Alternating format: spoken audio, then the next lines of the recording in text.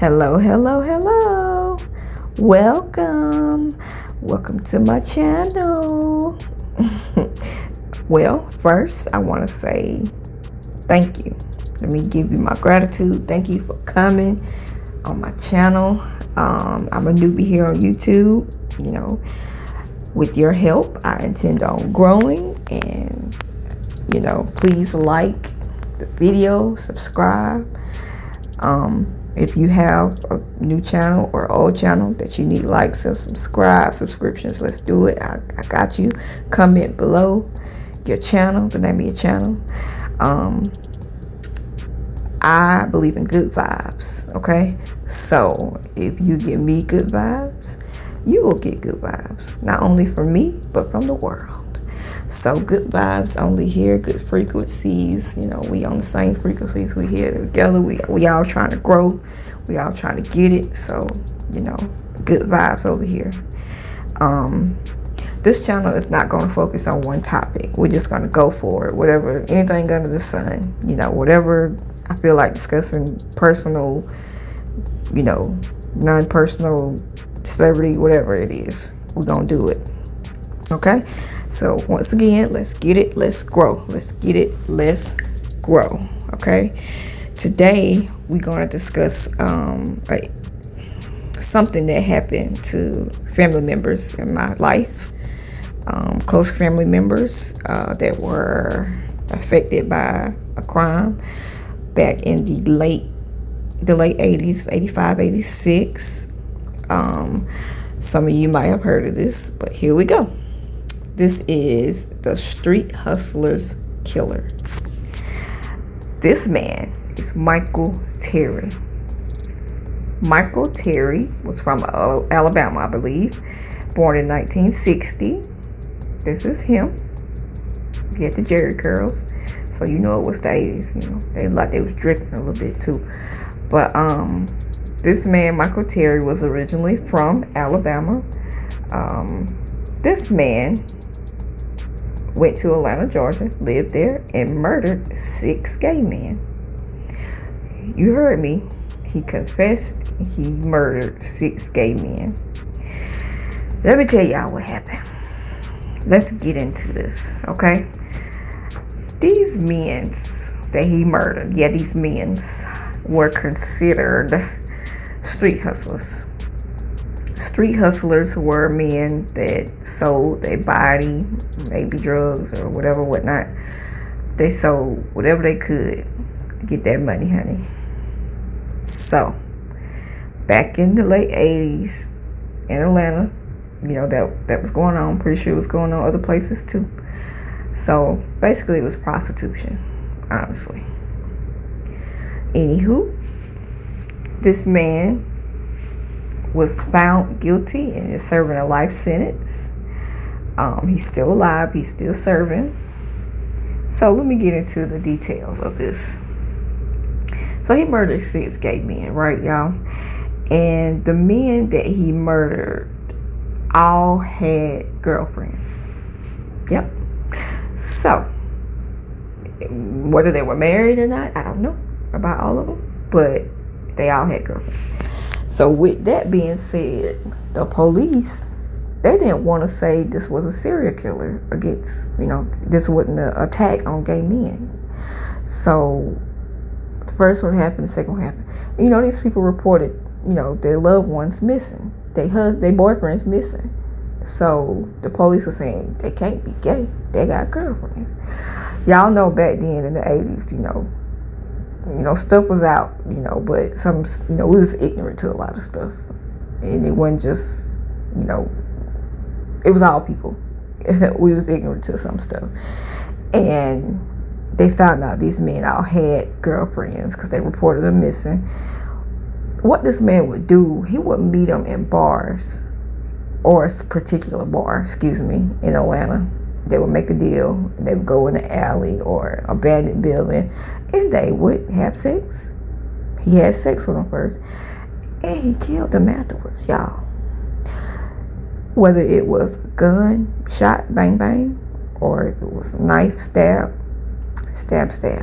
He did either or both to these men.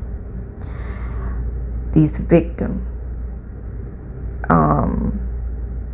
Yeah, sad situation. This case, to me, I feel like I wasn't born at the time it happened, but I feel like it's probably got overshadowed. Doing my research, a little bit of research that I did, I feel like it got overshadowed by the child murders back in that time too. That was happening in Atlanta.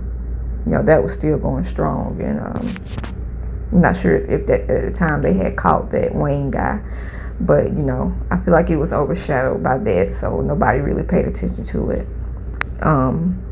But this man murdered these 6 men in the same manner. Witnesses say they last seen, these men with him. So everything, all the clues pointed to him. I don't know what this man was thinking. I don't know if he just didn't want to be labeled as gay. Maybe he was in a really religious family, or maybe, AIDS epidemic was real bad back then too. So I don't know, what his deal was, why would he kill them afterwards, or he just didn't want to give them money. If it's like that, then damn, that's messed up. Who knows? He don't say what, he ain't gonna say what it is. This man claimed self-defense for 6 people. And from the description of this man was tall, he was big, what are you talking about? I don't know how some of the other men look, but I don't think it was freaking self-defense unless they try to hit him with something or use a weapon. But 6 men, and they all had sex with him. Come on now. I feel like it was a deal gone bad. Either you didn't want to admit you were that way, or you just didn't want to give him the money, or didn't have the money to give. But you wanted that. You know what he wanted, right? So, like I said, this man is still alive to this day.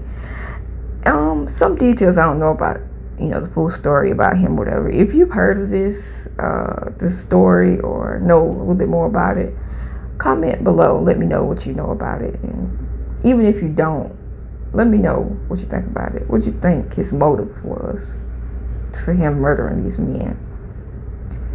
Like, strange to me, because never really seen anything like that. Like, as far as a man killing innocent men, supposedly, But so this man, Michael Terry, is still in prison. So he decides to write a letter. His letter stated that he was done wrong by the police, by the authorities, by the investigators. Say they were corrupt. This man right here talking about they was corrupt. But he says they was corrupt. He says that he wasn't treated fairly, and he was wanting to raise money for legal fees. I'm not sure if he ever got that money. I don't know. If you know, let me know. I would like to know. Personally, I would like to know. And do you believe that the police officers was corrupt? Like, how can you corrupt this situation? Anywho, I'm going to tell you my connection to this story. Okay, told you I ain't gonna hold you, right? All right. So this man murdered my sibling's father. Yes. My sibling's mother did not know that this man, that her boyfriend at the time, was, doing things like this, street hustling or whatever, whatnot. She found out that he was doing that the same way everybody else did. And it was a sad situation, and it affected my sibling to the fullest. Throughout life, my sibling hurt and did not know the truth until my sibling was older. And it was only to protect, from people, because people can be cruel sometimes. According to what I know, people back then was whispering, "Ooh, her boyfriend gay," and like, you see that on the news. Yeah, you see that. How people do, and the word got around fast, and it was a very, very, very sad, and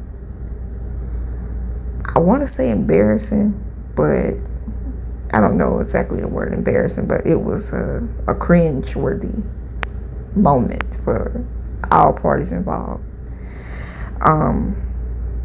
But my sibling was a baby at the time. My sibling didn't even get to really know their father. So once, later in life, they found out what had happened, the true story of what had happened, because my sibling's mother told them something else, only, like I said, to protect them. She remembered what she faced, the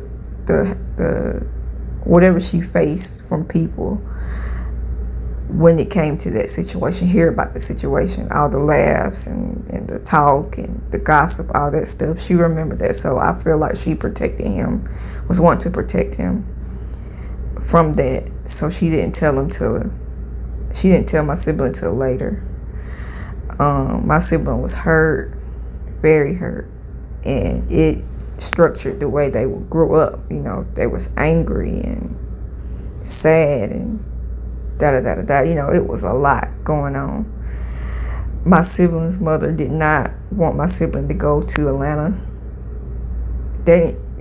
She didn't want my sibling to go anywhere because that's a trauma that affected her in such a way that, I want to protect my child at all costs. So, I don't want them to go there. But it affected a lot of lives, and I witnessed firsthand on how it affected my sibling and my sibling's mother. But that's all I have for right now. Please like and subscribe. I will be uploading more. Let me know if you want to hear more about this situation, more that I can find out. Maybe I can talk to my sibling's mother, get her actual take on everything. But just let me know. I'll be uploading more. Like I said, with your help, I intend on growing. And I want to leave you with this. Whatever you put into the atmosphere is what it is. If you say your life is bad, your life is going to be bad. If you say your life is good, your life is good. If you say you lack something, you will lack something. Remember, the tongue is powerful. Your mind is powerful. You are responsible for your reality. Okay? It's what you make it. How you think. The way you think. So, have a good day. Have a good night. Be good to yourself, mentally and physically. See y'all later.